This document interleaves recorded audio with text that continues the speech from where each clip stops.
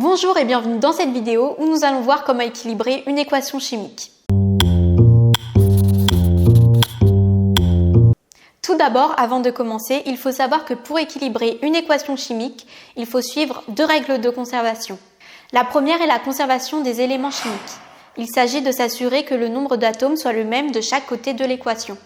La deuxième est la conservation des charges électriques. Il faut s'assurer qu'il y ait le même nombre de charges de chaque côté de l'équation. Nous allons commencer par équilibrer l'équation suivante, C plus O2 donne CO2. Il faut d'abord faire l'inventaire du nombre d'atomes du côté des réactifs, puis du nombre d'atomes du côté des produits. Du côté des réactifs, on a un atome de carbone et deux atomes d'oxygène, et du côté des produits, on a également un atome de carbone et deux atomes d'oxygène. La conservation des éléments chimiques est ici donc bien respectée. On remarque que dans cette équation, il n'y a pas de charge, la charge est donc neutre de chaque côté de l'équation. La conservation des charges électriques est donc ici bien respectée. J'ai volontairement commencé par une équation très simple à équilibrer parce qu'en fait elle l'était déjà. Passons maintenant, on va dire, à un niveau supérieur avec l'équation de combustion du méthane qui est cette fois-ci non équilibrée. On a l'équation suivante, CH4 plus O2 donne CO2 plus H2O. Ici, on va faire comme ce qu'on a fait avant, on va tout simplement faire l'inventaire du nombre d'atomes de chaque côté de l'équation. On a 4 atomes d'hydrogène à gauche et on en a seulement 2 à droite. Donc pour équilibrer, on va placer 2 devant la molécule d'eau H2O. On va donc passer de 2 atomes à 4 atomes.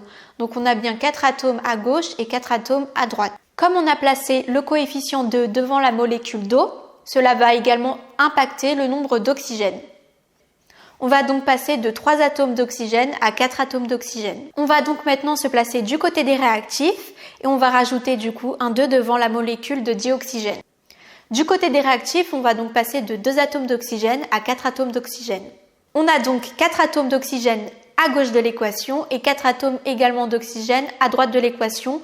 La conservation des éléments chimiques est donc ici bien respectée. On remarque que dans cette équation, il n'y a pas de charge, la charge est donc neutre de chaque côté de l'équation. La conservation des charges électriques est donc ici bien respectée.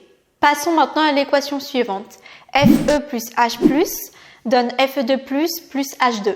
On remarque que dans cette équation, du côté des réactifs, il y a un atome d'hydrogène et que du côté des produits, il y en a 2. On va donc aller du côté des réactifs et placer un 2 devant l'hydrogène. On a donc maintenant 2 atomes d'hydrogène à gauche de l'équation et 2 également à droite.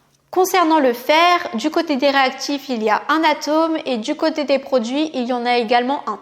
La conservation des éléments chimiques est donc maintenant bien respectée. Intéressons-nous maintenant aux charges. On remarque que du côté des réactifs, comme on a placé précédemment le coefficient 2, l'ion hydrogène porte maintenant 2 charges positives. Et on remarque que du côté des produits, on a l'ion fer 2 qui porte également 2 charges positives.